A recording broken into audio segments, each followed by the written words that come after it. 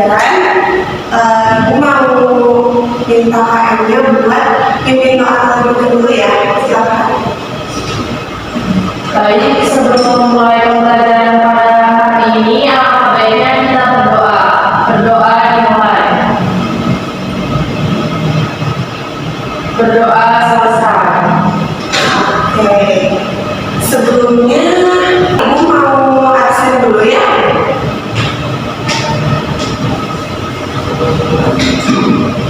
Anissa, Ibu, Nipa, Alexandra, Najwa, hadir Ibu.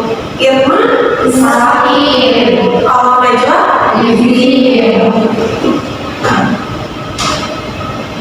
Baik, hari ini ada yang tahu nggak mau belajar apa? Apa berdoa? Nah, kita hari ini akan belajar tentang teks rekon. Di sini ada contoh dari teks rekon. Coba Ibu pengen kalian baca dulu masing-masing dalam buku teks rekon ini ya. Mulai dari sekarang. Sudah selesai dibacanya anak-anak? Sudah Ibu. Nah, menurut kalian teks rekon ini mudah dipahami atau enggak? Nah, dalam penulisan teks rekon ini biasanya masih suka ada kesalahan dalam penulisannya, seperti kurang runtut atau loncat-loncat gitu ya. Jadi nggak enak dibacanya. Nah, sekarang Ibu akan jelasin materi teks rekon bagian struktur dan unsur kebahasaannya. Karena minggu kemarin kita sudah tahu ya definisi, tujuan, fungsi, dan ciri-ciri dari teks rekon.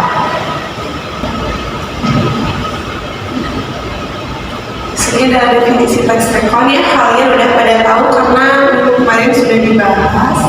Nah, kemudian di sini ada struktur dari teks rekon. Struktur teks rekon ini ada 3 ya anak-anak. Yang pertama ada orientasi, yang kedua ada urutan peristiwa, dan yang ketiga ada reorientasi.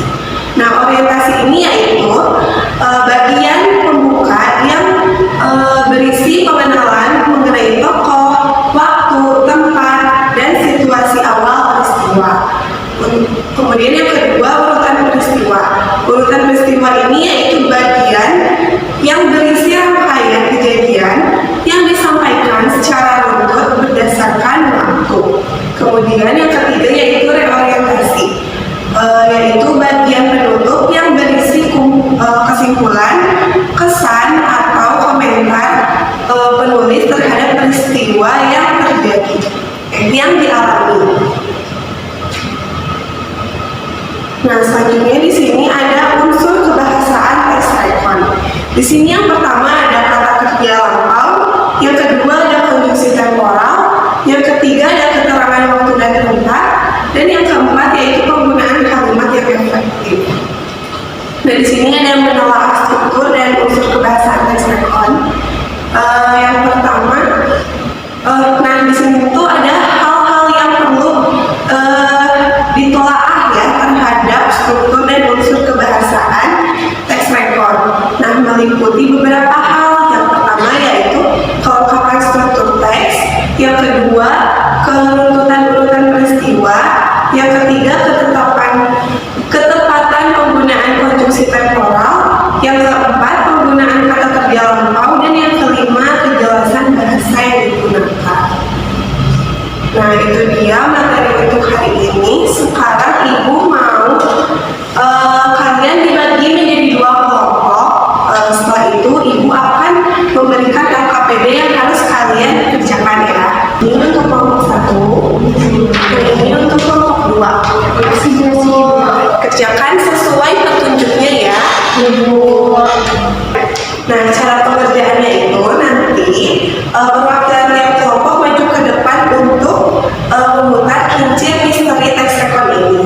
Nah, nanti kalau misalkan dapat angka 7, berarti kalian akan dapat amplop nomor 7, dan di dalam amplop ini ada soal yang harus dikerjakan. Dan setelah itu kalian berdiskusi dan nanti hasilnya dipresentasikan ya. Iya Bu. Boleh?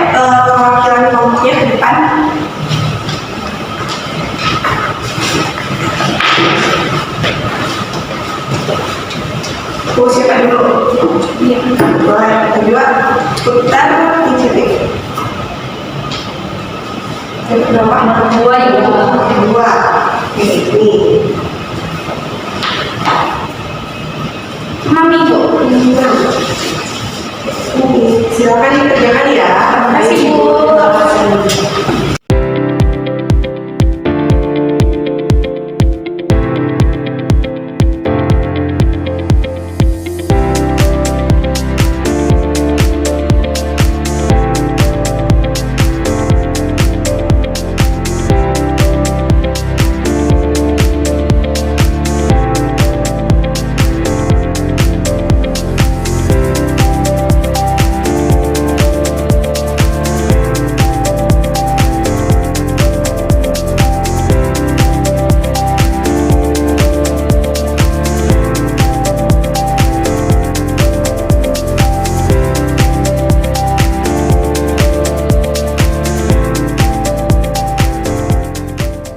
Oke anak-anak, waktunya sudah habis, sudah selesai?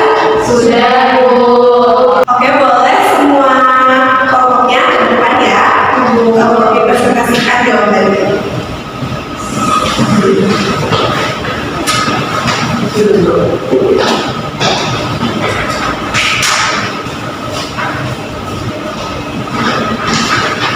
Tadi kami dapat soal ini termasuk disampaikan leksikon yang telah disimak jelaskan tadi termasuk ke dalam jenis leksikon pribadi karena menceritakan pengalaman pribadi secara langsung. Ya, betul ya.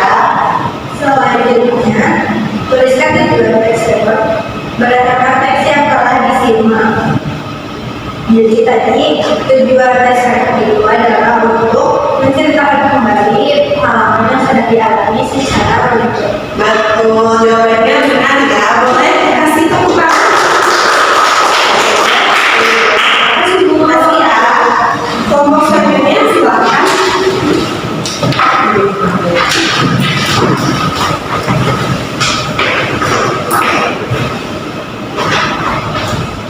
Nah, tadi kelompok kami dapat pertanyaan, tuliskan dua kata kerja silakan yang terdapat dalam teks, kemudian jelaskan fungsi kata tersebut.